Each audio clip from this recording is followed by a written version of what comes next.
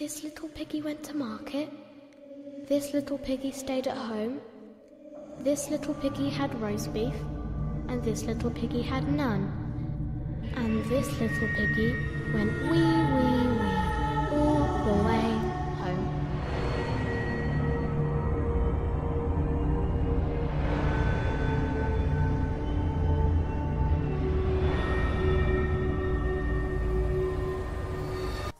What's going on, people? Ooh, Defender of the Platypus people here, and welcome to my thoughts on Amnesia, a machine for pigs.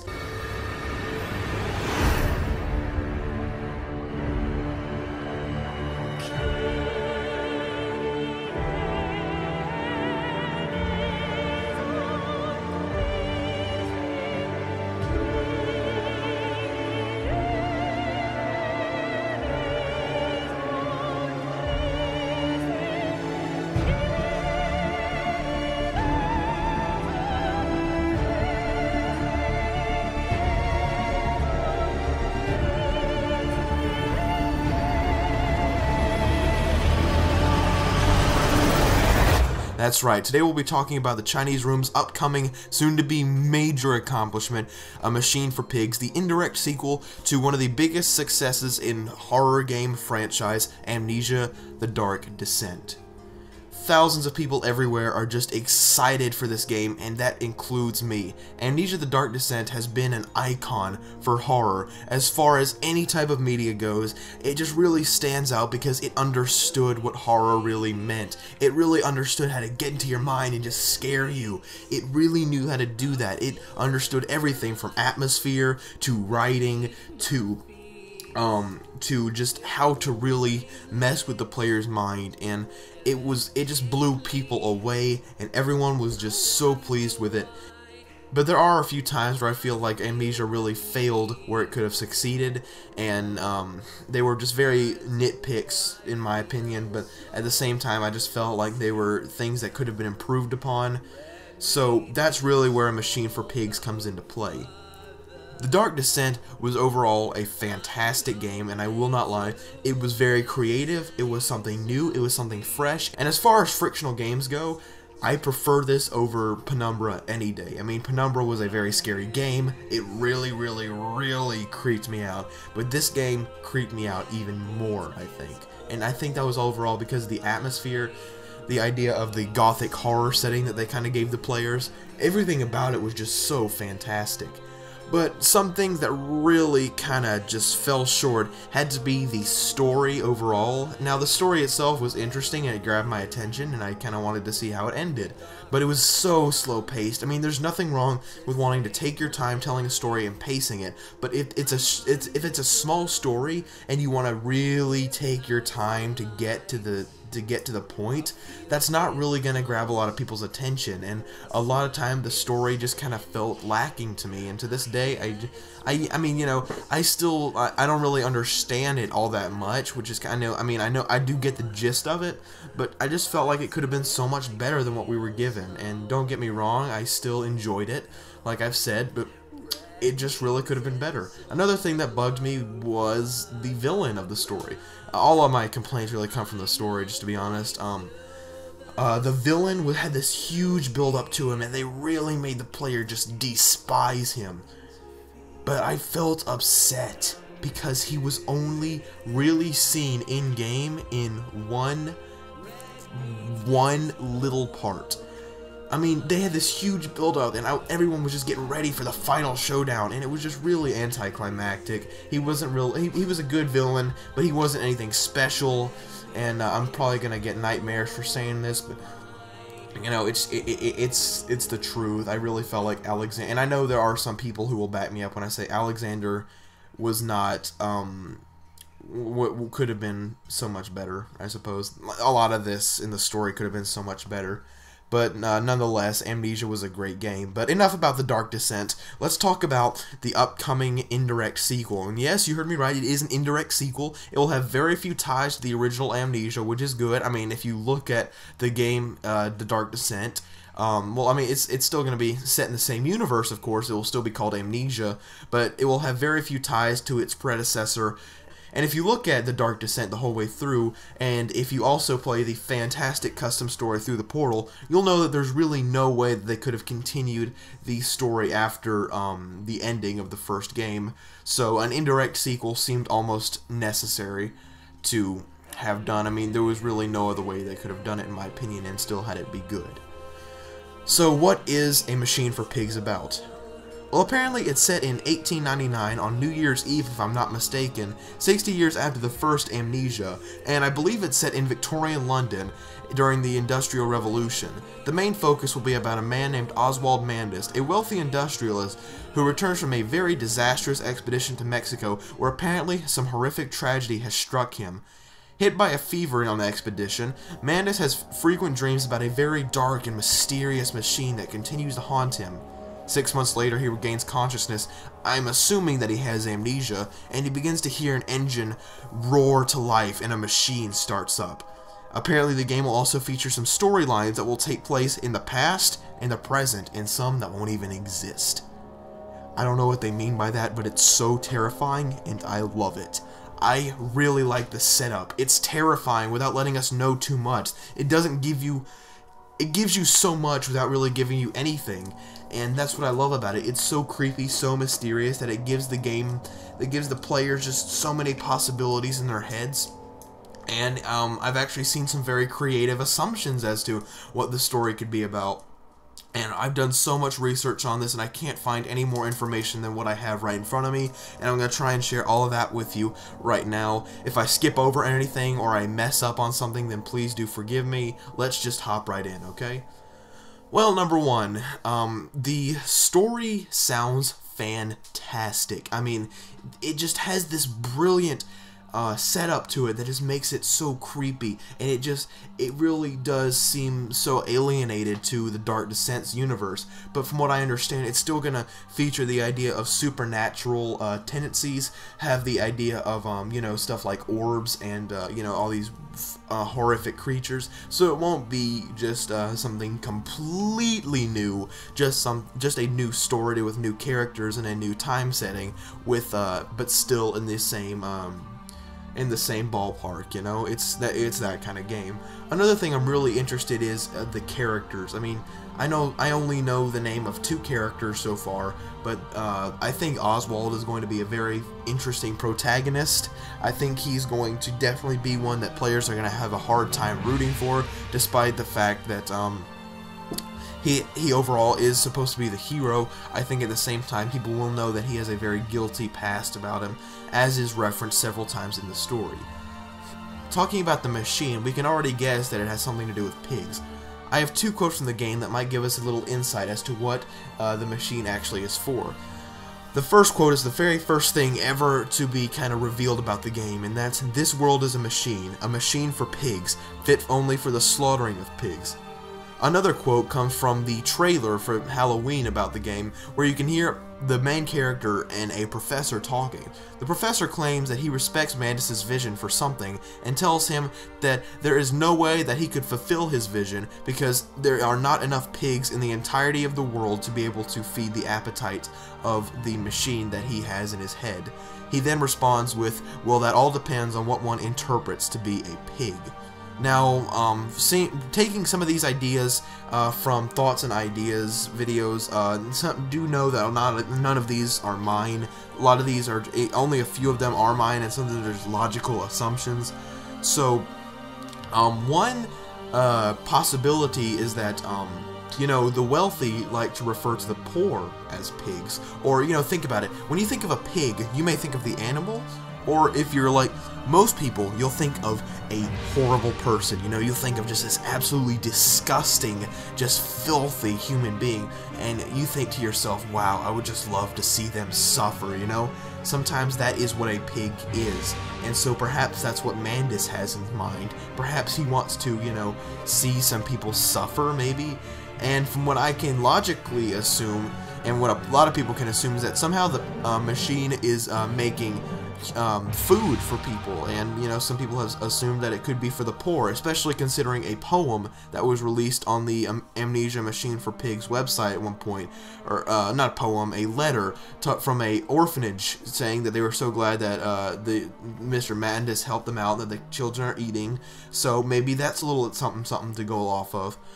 But from what we can gather so far, perhaps the machine has run out of pigs, and Mandis has resorted to desperation and wants to use actual human meat and turn people into cannibals, perhaps.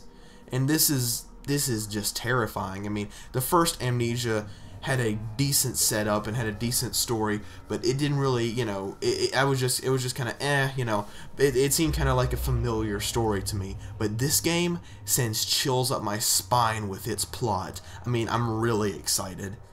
Enough about the plot, though. Let's talk about the gameplay. Well, from what I can understand, the gameplay is very similar to the Dark Descent, but new elements have been added and old ones have been removed. So what? I mean, like, what would be added? What would be removed? Well, I do know that when I first heard about this, I thought to myself, wow, what if they, now I know it's going to make me sound bad to some Amnesia players, but I wanted them to remove the tinder boxes. I really just didn't care for them. They seemed like kind of a strange and kind of useless gameplay mechanic. And, you know, then recently we got an announcement saying that the inventory has been removed. And that's strange. I mean, like, you know, I mean, that's cool, though. I mean, I don't really know if this is going to simplify the puzzle solving, if there are puzzles, or complicate it, and that opens up for a lot of possibilities there. So I assume that this is going to get rid of the tinder boxes, but I could be wrong, you know. It's all within the proof is in the pudding, I suppose. I know that they're doing this to provide a new experience for the veteran players of the Dark Descent, which is very good. I will admit I don't want to play the same game again. I know that a lot of people would enjoy a fresh experience, like for instance, Black Mesa, a mod for the Source engine that remade the first Half-Life, and it could have gone detail for detail, and just done the whole same map, all the writing and all that from the first Half-Life, and so it would have just been a complete makeover. But no, instead they knew people didn't want to play Half-Life again, so they added in new maps, they added in new jokes, new characters, new little bit more story, so that people felt more it felt like a new experience for some people, and they would be able to, you know, check out all the cool stuff they had involved, while at the same time sticking to this true spirit of the game. And that's what I'm hoping that this game will do. And from the trailers, it seems like that's what it's aiming for. And I will not complain, because I know that the Chinese room has some very decent, actually some really fantastic designers and a very good crew behind it. So I'm not going to there's really no doubt in my mind that they will provide us with a fantastic experience here. Another cool thing is that, by the way, that's really all I know about the new and removed gameplay mechanics. So another cool thing is the new lantern. I'm really excited. To be honest, this looks like more of a lantern slash flashlight, which is not bad. I mean, the original lantern didn't really do much but just emit a circle around you that gave you kind of a sort of feel a little light as to what's around you right now instead of what's ahead of you. This new flashlight type of lantern will actually give you, will actually create an actual circle right in front of you, like a literal circle, so you can really get a feel for what you're walking into and just what you're directly staring at, not what's just all around you, and so you won't have to move forward to look at something. And I think that's very cool, very creative, very nice. And I've already seen a lantern like this in the very, very decent custom story Tenebris Lake. I'm recommending a lot of custom stories here, aren't I? So this is really, and in fact they seem a little similar too if you kind of look at them, but maybe that's just me, I don't know. But the new lantern looks very nice, looks very cool, and I'm very, very excited. And last but not least is the new enemies, and from what I can understand, the new enemies are going to be part now this is another logical assumption, but also not an idea of my own. This was on a video where in the trailer, in the first trailer, you can see this pig-like creature beating down the door that Mandis is hiding in. I assume it's Mandis, and he's hiding in there. under the staircase, and the thing beats down the door and just kind of steps in. And if you look close enough, now we get no conclusion as to what they look like other than their shadow, but if you look close enough, you can see a hand. And it's also so it appears to be half man, half pig. So perhaps the machine did this and fused a human being and a pig together, and fused some sort of Frankenstein type of mutation. And you know, similar to the style of Frankenstein, I suppose it is now hunting down its creator for revenge. And that's terrifying. That's really terrifying. And so apparently these enemies will have a new and improved AI to make them more unpredictable. No idea what they could mean by that, but my personal opinion, my assumption, is that perhaps the new enemies will be more logical when looking for the player. You know, perhaps they'll actually, you know, maybe check out, maybe, you know, this will possibly make players want to come up with more creative hiding places. They'll want to, maybe the pigs will actually, or I'm just assuming that they're going to be pigs, maybe look under staircases, look under tables, look in closets maybe, and maybe tear away boxes, but this is once again just an assumption. That this is the only logical conclusion I can come to, but perhaps there's something I'm missing here, and which is a very likely, And that seems to be all we know so far about the game. So that's very cool. That's very cool. And once again, we get very little insight as to what the game will really entail, and what will the story be about. But I have a few things that I have read that really spike my interest. One thing is the new villain that Daniel Pinchbeck mentioned that talks about a guy named, I don't know, he hasn't given the name, but he talks about a new villain who's just deeper than Alexander, and I think that's awesome. I mean, that's really cool that we're gonna have a really good villain here, and I really hope they'll actually give him some development and not just have him just show up in the end of the game. I want to get to know this villain. I want to really, you know, despise this villain. I want to have a reason for hunting this villain down, though it kind of puzzles me because I figured that the main character would kind of be the antagonist the whole way through. Because without trying to be spoiler free, isn't that kind of what the Dark Descent was like? Okay. Another cool thing, I'm running out of breath here. Another cool thing is the civilians. You heard me right. I read in an interview somewhere that we might be getting civilians in this game, like actual human NPCs. So we'll feel like we're actually in London, in a busy, bustling Victorian London. Oh my gosh, you guys, that's so awesome. We have not had a single human NPC in any of Frictional Games' productions. I mean, I could be wrong, but like I've seen almost every Frictional game all the way through, except for Penumbra Requiem, but I highly, highly doubt that that one had human NPCs. So what is this? What is this gonna be? I mean, this will pry open the world for custom story makers, which I do hope they will have custom stories. And this is just awesome. I cannot wait. So this way that we won't feel so alone and abandoned. We'll feel like we're actually in a town that's not just completely empty. I like this. I like this. Chinese Room, you're doing something right. Keep doing it. Alright? Thank you for adding in human NPCs. So that's really all we know about this game so far. That's all I think that's all we need to know. By the way, if you're hoping to get this on Xbox or PlayStation 3, unfortunately Amnesia is only going to be on PC, and it would be very hard for them to, you know, make it for console players, again, because, you know, the whole idea of the mouse and all that really does kind of play in, and you really wouldn't get the same experience unless you played it on PC, in my opinion. So definitely, if you own a PC, then I highly recommend you check this game out. I think it's going to be fantastic, and if you have not yet seen any trailers about it or any interviews, please go check it out if I have sparked your interest, because I'm very excited, and I hope you are too. Amnesia Machine for Pigs, I am awaiting you with open arms, and I know we're very close to its release.